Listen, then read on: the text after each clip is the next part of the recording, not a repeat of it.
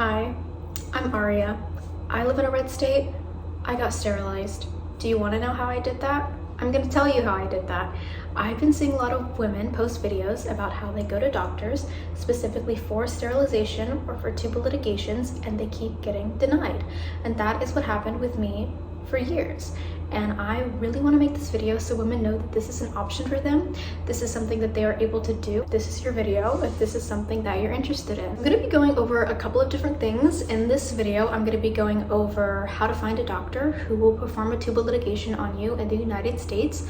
I'm going to be going over how I found a doctor, my experience with finding a doctor, both good and bad, and my recovery process of getting a bilateral salpingectomy, aka fallopian tube removal. So, funny thing, I actually found a list of gynecologists who would perform a tubal litigation with no questions asked on TikTok.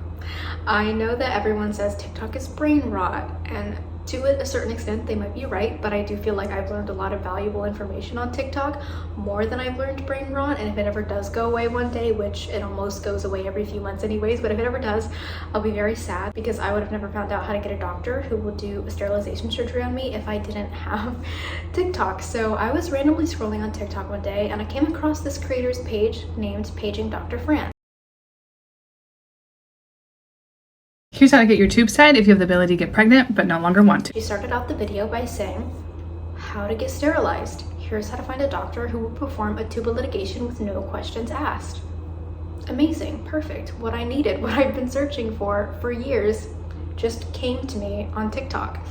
In her link tree, she has a list of over 3,000 gynecologists who will perform a tubal litigation.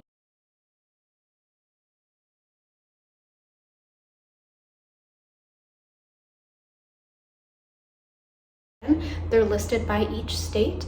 There's a lot. Because I live in a red state, I was assuming that there would only be maybe 3 and that I would have to drive hours to find a doctor.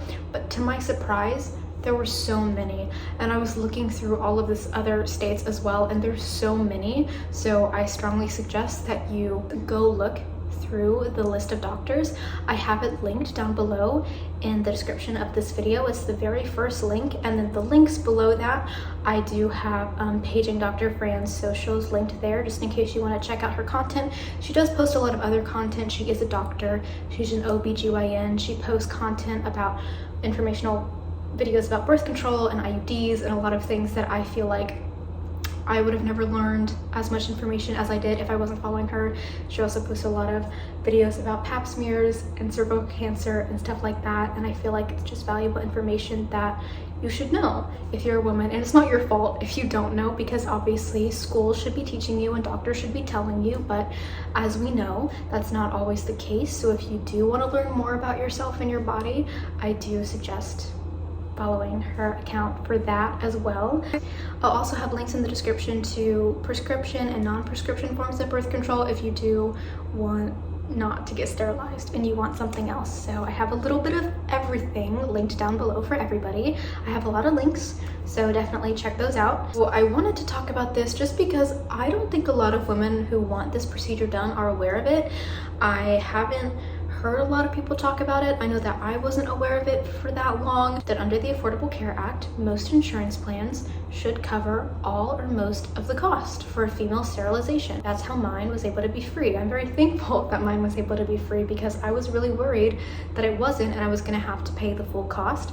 If you're unaware of what the full cost is, at least for the surgery that I got, which was called, it has 2 names.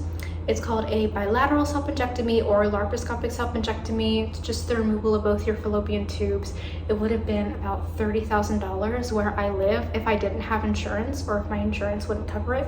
So I do strongly suggest making sure that your insurance will cover it, or at least most of it. And if it doesn't, I strongly suggest finding an insurance that will. I know insurance is very expensive. I know insurance can be hard to find, but not a lot of people right now have $30,000. If you do, and you want to do it for this surgery, great, because I would have paid $30,000 for my surgery if I didn't have an insurance that would cover it, and if I couldn't find one that would cover it, I would have paid, because it would have been worth it to me.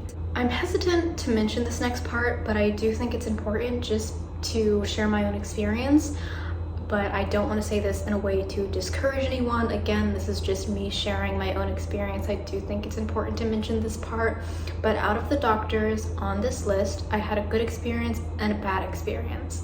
I've been to other doctors before, not a part of the list, that have talked to me like was crazy and said that I would never find a doctor who would perform this procedure on. I believed them. I believed them for so long, and I was like, you're right, I'll never find a doctor in America who would perform this surgery on me. I felt like I was gonna have to go to a different country to find a doctor who would perform this life-changing surgery for me, and I'm very thankful that I didn't. I'm very thankful that I didn't even have to leave my state to get this surgery done. But on this list, I'm going to start with the bad doctor that I went to first, just because she's the first doctor that I went to.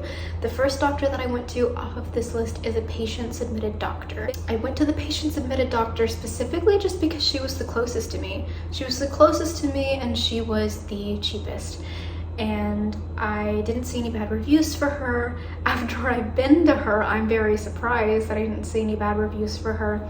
Before I get into the bad experience that I have, I want to say that the experience was so bad that I did end up messaging PagingDrFran, and she did remove her from the list of doctors who would perform a female sterilization, tubal ligation, which I'm very thankful for, because I don't think that any woman who wants the procedure that I had done should have to experience that doctor. I don't think that she is the right doctor for that, because this list is supposed to be for doctors who will perform a tubal ligation for you with no questions asked. Obviously, if a doctor doesn't think it's right for you, they'll tell you, but the experience that I had, it wasn't the type of doctor that should have been on the list, and she wasn't the type of doctor that even wanted to be on the list in the first place, if that makes sense, because she was patient submitted, so she didn't know that she was on the list. I want to pretend like it didn't affect me, and I want to pretend like it didn't discourage me, but it did. It did affect me, and it did make me feel bad about myself, but she really talked down to me. She made me feel like I was crazy for wanting the surgery that I wanted. She basically hinted that I was mentally ill because I wanted to get sterilized. Like I wasn't fit, like I wasn't right in the head. She was very angry. She gave me a lot of medical misinformation. She told me that the surgery was a lot more invasive than it was. I always think it's really interesting when doctors say that the surgery is really invasive and dangerous, because being pregnant and giving birth is so much more invasive and dangerous than getting a bilateral salpingectomy. Obviously, if you get a hysterectomy or something different, of course it's more risky, but I still think those are less risky than pregnancy by a long shot. If you're unaware of what a bilateral salpingectomy is, I'll talk about it later in this video, but it's not an invasive procedure at all. You get to go home the exact same day you have the procedure, but she was basically making it sound like it was more dangerous than giving birth, and that was just so wrong. And she was also saying that, so where I live, the cutoff for an abortion is 6 weeks. I don't agree with that, but that's what it is, and that's just what it is. And she was telling me that I could get an abortion at any date, at any stage, in any state, for any reason. That was so wrong, and it was medical misinformation, and I was so uncomfortable, and I was trying to voice that a little bit, but then she was telling me that if I believed that I was politically biased, and that I needed a doctor who wasn't politically biased, even though she was incredibly biased. The appointment that you need to make is a consultation for sterilization, and that is the exact appointment that I made. And she was also trying to get me to do blood work for other things, and trying to tell me to go off my birth control, and trying to also weirdly at the same time force me to go and get an IUD, and it was just a mess. And she's very rude, and she kind of was only looking at my husband when she talked, and I really only got to talk for about 2 minutes before she was like, nope, I'm gonna tell you what I want to tell you.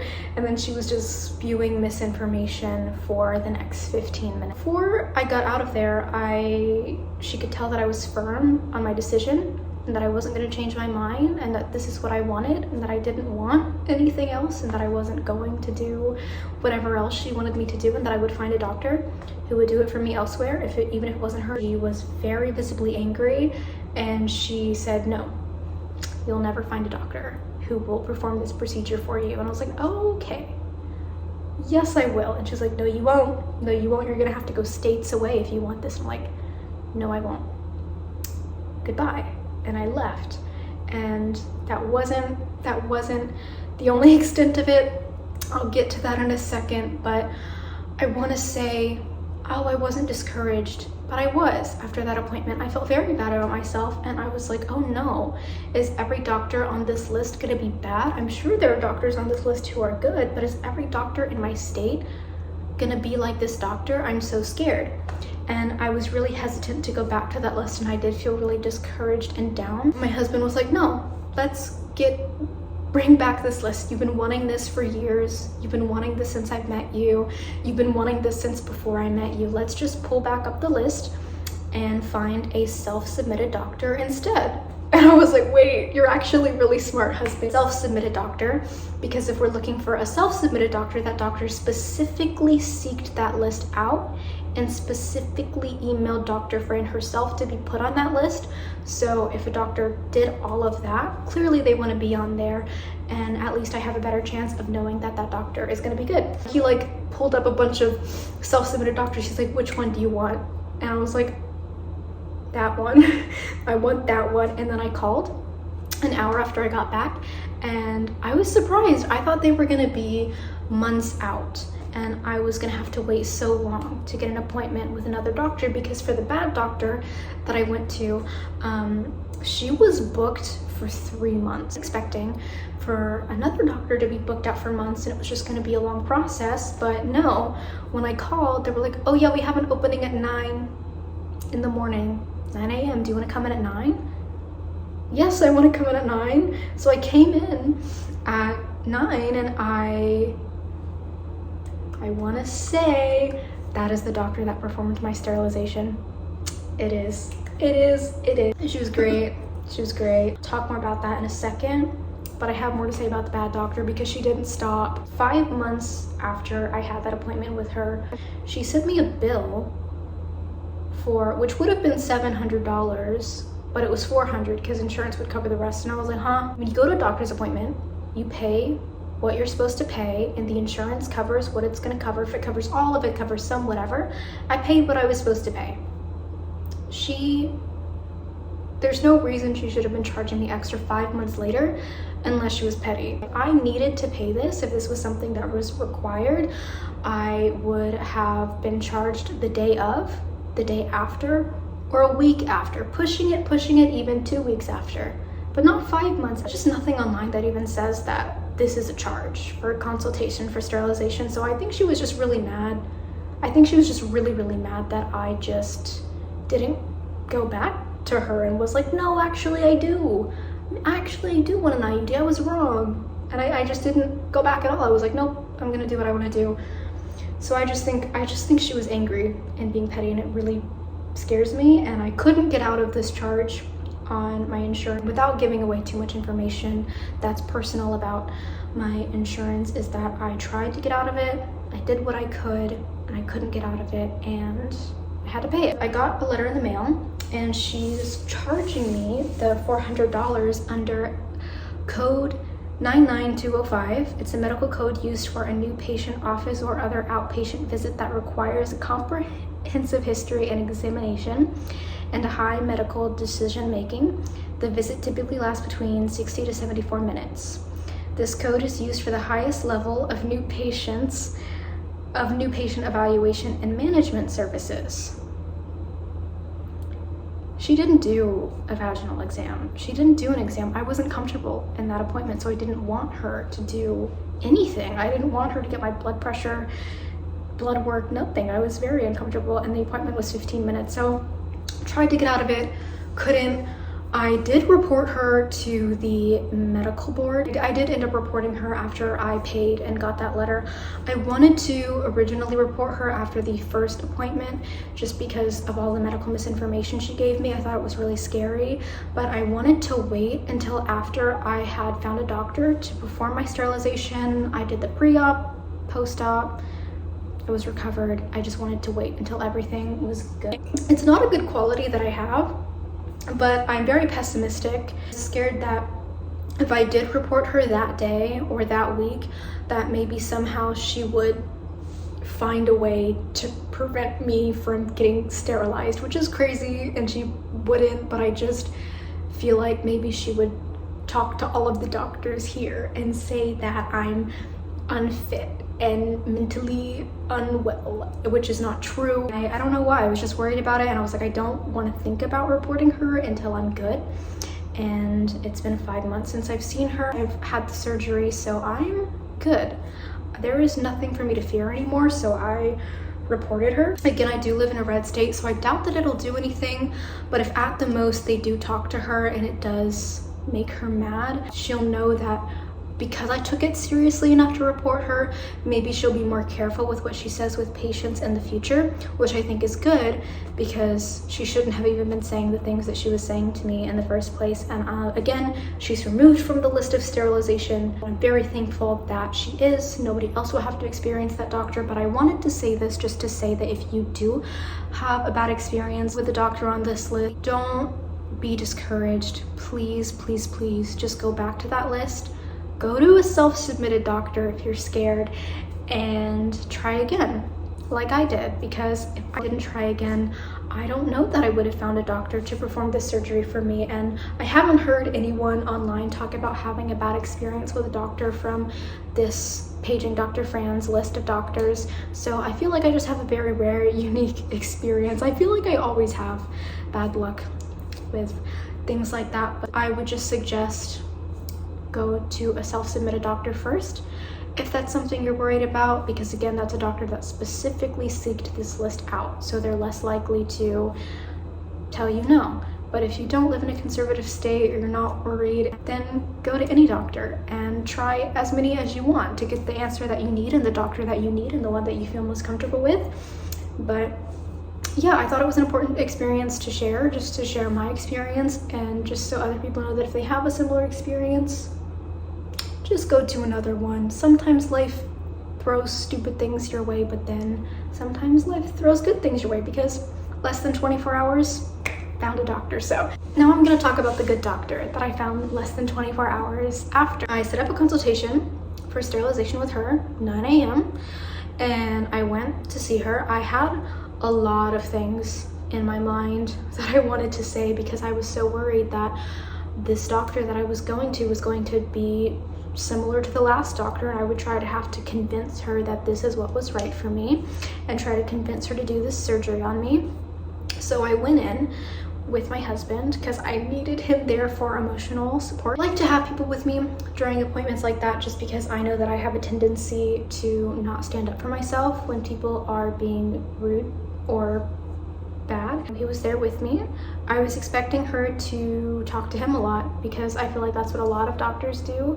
They talk to my husband instead of me when I'm there with like a friend or my mom. They don't do that, but when I'm there with my husband, they always do. Like, they feel like he is the one who is in charge of me. I don't really know a better way to put it, which I get in terms of misogyny. I don't think that's right, but I also don't want him not there at all, because I like him there, and I know that if I need him to speak up for me, I know that he'll say what I want him to say, and he's not gonna like say something I don't want him to say or butt in when I don't want him to butt in.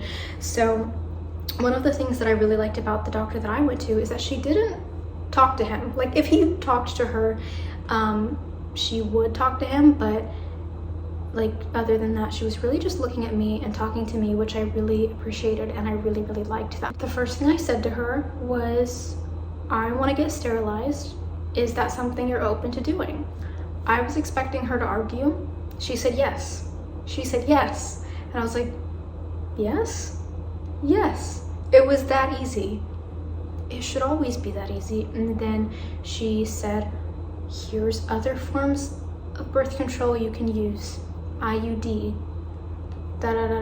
all the other examples, not in a way to discourage me, but just in a way so that I knew that I had other options. I really liked that she wasn't trying to push other things on me. She was just like, oh, okay, I see that you've thought about this. You don't want these other things. Okay, let me tell you about sterilized. What do you want? Do you want your tubes tied? I think I forgot the medical term, but I think they clamp your tubes on either side. And then she also talked about the one that I wanted, which was the bilateral salpingectomy, laparoscopic salpingectomy, the removal of both fallopian tubes. I was like, yep, that's the one that I did the most research on.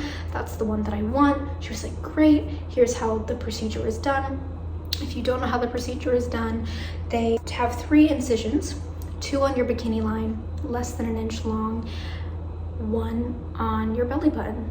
Very simple. They fill you up with gas, they put a breathing tube down your throat, you have an IV, you have anesthesia, takes about an hour, you're able to go home the same day, they give you some pain meds, most people are able to go back to work by day 3, not invasive, very easy, great. And then I set up an appointment to get the procedure done. It was really that easy. It was really that easy, and it was great. And I wasn't expecting that, and I'm so thankful that it was. And I'm so thankful that my husband didn't let me get discouraged, and I didn't let myself get too discouraged, and that I got back up again and I looked at that list. And that's why I think it's so important that if you do have a bad experience, go back to that list. Go back to that list, because if I didn't go back to that list, I wouldn't have had such a great experience. And this doctor is so great that I go to her for other reasons now. I will go to her until she retires, and when she retires, I don't know who I'm going to, but she's great, and I'm so thankful that I found her. In the appointment, every appointment's going to be different for everyone, but during my appointment for the consultation for sterilization, other than talking about why do you want this, here's how you do it, okay great, you want it, here's how the procedure is done, once she confirmed that that's what I wanted, and after she confirmed that I was gonna set my appointment for surgery up after she was done with the consultation for sterilization, they checked my pulse, they checked my blood pressure, they did a vaginal exam. I didn't have a pap smear for my exam. I know a lot of people do, it just depends, every doctor is going to be different, but it was very simple, very fast, easy. Then after that happened, a week before my surgery, I did have a pre-op appointment, which is just an appointment to make sure that you still want this. You sign a bunch of consent forms, you get your blood pressure taken again, you get your pulse taken. I didn't have another vaginal exam. Again, every doctor is going to be different, but that was just my experience. The day before I got my surgery done, I did get blood work at the hospital. My blood work was fine. Preparation for surgery, the only thing that I had to prepare, everyone's different, some people might do different diets, I didn't do anything. The only thing that I did before the surgery was at the hospital. After they did my blood work, they gave me a bag, and in the bag they gave me body wash and wipes, and the night before my surgery and the morning of, I washed myself with the body wash and I wiped myself down with those wipes, and that was all. And then I went in that morning for the surgery at the hospital. They did a urine sample, I brushed my teeth, I don't know what it was called, but I did a cotton swab with some red stuff in my nose, because they do put a breathing tube down you, so they want to make sure that's clean. And then they gave me wipes again just to wipe myself down at the hospital. They put an IV in, and then I was under blankets, warm blankets, for a few hours before the surgery. And then I talked to the anesthesiologist. I didn't sleep the night before. It's really embarrassing, funny story. I was nervous because I knew that I had a low pain tolerance. The surgery is not bad for most people. It wasn't that bad for me, but I haven't heard any other videos of people talking about what their experience was like with this surgery for a low pain tolerance. So I was like, oh no, I'm so nervous. And I was mostly nervous about the IV just because I have a phobia of needles. And so when the anesthesiologist came in and asked me, what procedure are you getting? I remember it as a bilateral salpingectomy because that's what I've been calling it for the longest time. I didn't hear about the term laparoscopic salpingectomy before my doctor. That's what she calls it. That's what they're calling it, even though it goes by both names. So I was trying to think of the word because I was like, I need to say laparoscopic salpingectomy instead of bilateral salpingectomy, and I couldn't think of it. And I looked to my husband and he was starting to say it. And then the doctor was like, no. Or the anesthesiologist was like, no, you can speak. She wasn't saying it mean. But she was like, no, you speak for yourself. And I was scared. I'm like, I'm sorry, I forgot what it's called. And I mispronounced it. I was like, salpingectomy, tubal removal. And she's like, okay. But I felt so embarrassed that I forgot it. But I really liked that she wanted me to speak for myself, because again, I have so many doctors where they will only talk to my husband or have my husband talk for me. And I don't mind him talking for me because again, I have trouble speaking up for myself, but one of the things that I liked about my doctor and the team that she chose was that they were talking to me and they were putting focus on me. And I really like that. And maybe other people have that experience. That's just not something that I've experienced before, and that was really great. And also the team for surgeons and the anesthesiologist and my gyno, all women, and I really like that. I don't feel comfortable around male doctors looking at my body like that. Everyone's different. That's just me. So I'm really happy that my team was full of women. Even if there was a man on the team, I would have still been fine with it. I still would have gone through with it. I just prefer that my doctors are women because that does make me the most comfortable. I fell asleep very fast during the anesthesia. I fell asleep less than a minute because I was so tired, which was great. I had the best sleep ever, and I woke up a lot later than I was supposed to from the anesthesia because when I get knocked out, I'm knocked out. So I was in the hospital a little bit longer than most people would be, not because there were any complications, just because I just feel pain more intensely and I get taken out easier than other people. Most people are able to go, so the surgery is an hour long, and then most people take an hour, up to an hour to wake up from the anesthesia, and when they wake up, they can basically just go. But I think I took 4 hours.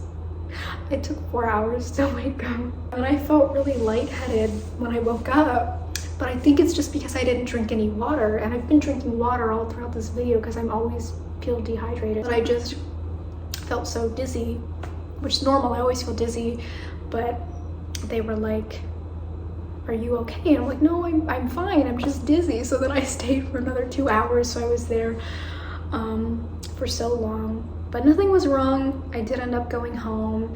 They gave me some underwear and some pads to wear because some people do experience bleeding. I had pain meds. I also had stool softeners because in the surgery, they fill you up with gas through there just so they can see what they're doing when they're doing the surgery. Through the surgery, through my stomach, laparoscopic, it's a camera. They put a camera in me to see what they're doing. And through that, I found out that I had endometriosis. I would have never known that I had that if I didn't get the surgery done. And I'm very thankful that I found out. I don't have a lot of bad symptoms with endometriosis at the moment, but I'm thankful that I know that I have it, specifically just because if it does get worse in the future, I'll know that the symptoms I'm feeling are a cause of the endometriosis, and I'll know that I can possibly treat them in the future because there's not a lot of treatment options right now for endometriosis. I took pictures. So I have a picture of my endometriosis. I'm not going to show it here because I don't think you can, but I have a picture of my endometriosis. It's on my uterus. I have a picture of my fallopian tubes being removed. I really like how thorough they were. I don't know if everyone gets pictures sent back with them if they get a bilateral / laparoscopic salpingectomy, but I did. And I'm gonna keep them, not gonna frame them because I don't think anyone else wants to look at that. Back to the gas. So the bloating from the gas was not bad. It lasted for about 2 days, and it just looked like how my body would look if I ate a lot.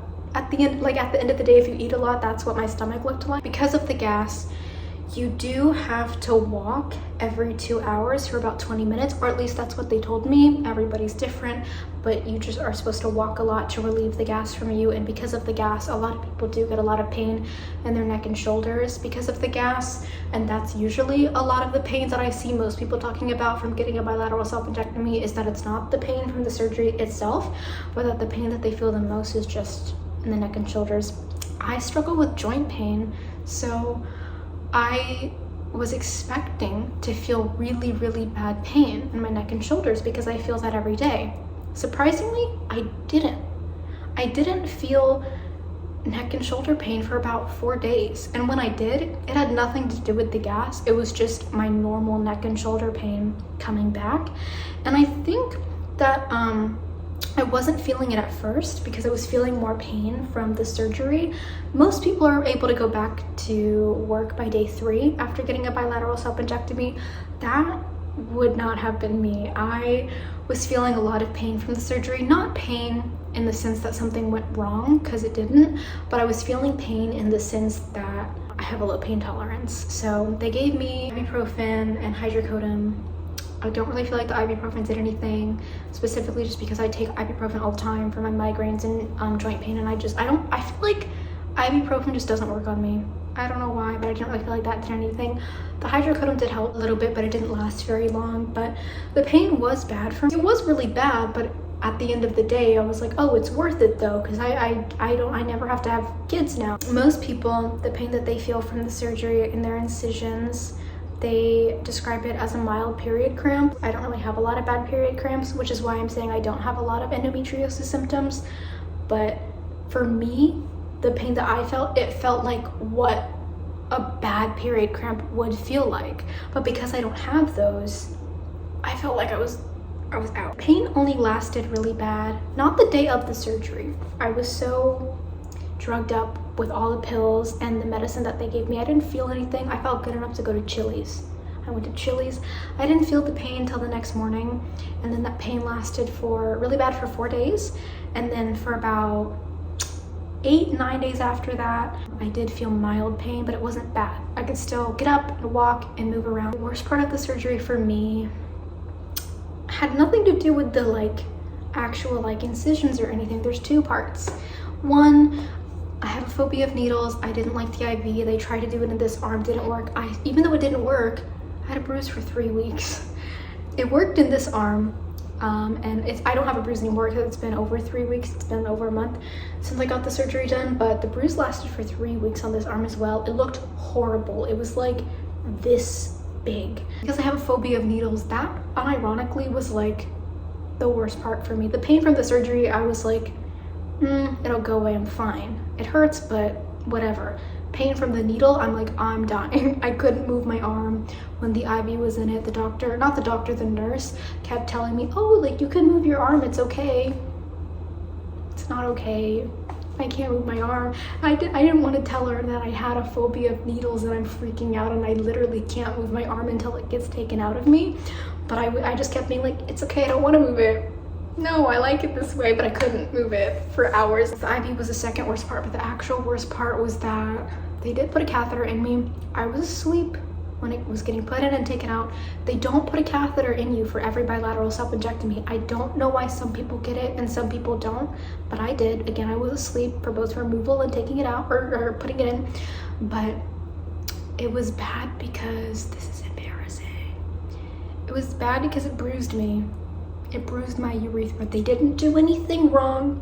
This is a my body thing. Again, I have low pain tolerance. I'm very sensitive to things. I looked it up on Reddit, and everyone that said that it did happen to them, it was in for 60 to 90 hours. Mine was in for an hour. I was bruised for 9 days. I put a heating pad over clothes, of course, because if you don't put it over clothes, you could burn yourself, but I put it over clothes, and I was like, I just need this to go away. I'd rather feel the pain of the surgery than have that. It was so uncomfortable. That was something that happened to me that doesn't really happen to other people. It was fine. Again, the doctors didn't do anything wrong because 2 weeks after I did go for my post-op appointment so she could check to make sure everything was fine with the surgery, and everything was fine. Everything was great. Scars are still there. I don't really care if the scars are there for the rest of my life, but the scars do go away. I would show you. I don't think I can on here. I want to know what they look like, just Google it. I'm very, very happy with this procedure done. I'm so happy that I was able to get it done when I already wanted this done for over a decade. And I had already been searching for doctors who would perform it for over 5 years. I'm expecting to find someone who would perform this procedure on me for 10 plus years in the future. And the fact that I did now, I'm so thankful for it. Feel free to comment anything you want if you have any questions, or if you're going through recovery right now, or you're gonna get the surgery done, or you have any questions that you don't want to comment but you want to message me personally. My social media messages are always open. You can message me anytime. I hope everyone who wants to get this procedure done is able to. I know you will, at least now as I'm filming this video. In America, the restrictions aren't so tight that you can't get it done at all right now. So if you want it done now, please go to the link. Please look at doctors. Know your rights. Know what you want. Don't let doctors fearmonger you out of making the decision that you want for yourself. I think that covered everything I needed to cover. If you know anyone who wants to get it sterilized, share this video with them. And yes, thanks for watching. I hope everything made sense, and I hope you got all the information that you needed from this video. Bye.